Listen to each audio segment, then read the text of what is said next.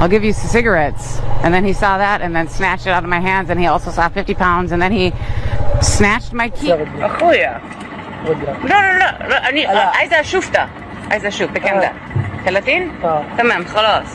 اوه لا باستا ستوب. انا شوي خايفه عشان انت قريب. انا ستوب. تبعت لي 50 اخويا انت عندك 30. هاخد منك المفاتيح. ستوب. اللي تجيبي معاك هتاخد من معاك. تمام عايز ايه؟ هات اللي معاك.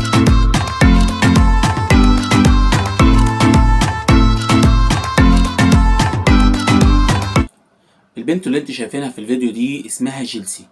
دي واحدة أمريكية بتيجي تعمل فلوجات في الدول الأوروبية والعربية والدول الخليجية، بتحاول تظهر كل المعالم الحلوة اللي في البلد، كل شيء، أكل شرب آثار تاريخ.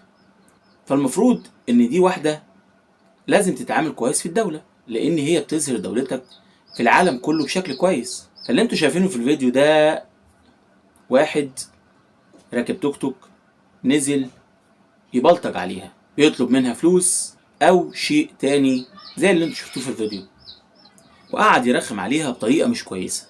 والمفروض ان دي شخصية سيئة بتظهر الدولة بطريقة وبشكل مش كويس. لكن بصراحة حابب ان انا انوه عن دور الحكومة بتاع بلدنا، ان هي ما بتستناش اي شيء، ان هم على طول اي فيديوهات بتنزل على النت فيها شغل بلطجة شغل ارهاب للناس، بصراحة ما بتستناش.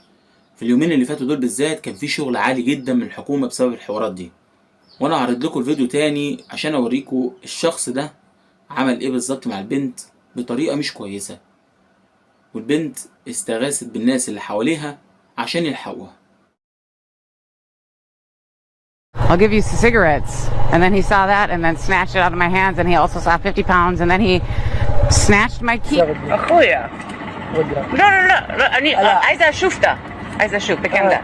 30؟ تمام خلاص. اوه لا باستا ستوب. انا شوي خايفه عشان انت قريب. انا ستوب. تبعت لي 50.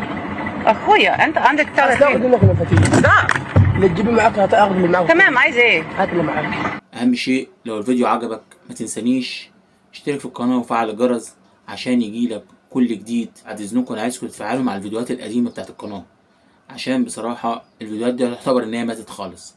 فبعد اذنكم ممكن تاخد جولة في القناة كده، واللي يعجبك منه ترزعوا لايك حلو، واللي ما عجبوش شيء يا ريت بعد اذنكم تكتبوا لي في التعليقات عشان احسن من الفيديوهات دي. اشوفكم على خير في فيديو جديد. السلام عليكم.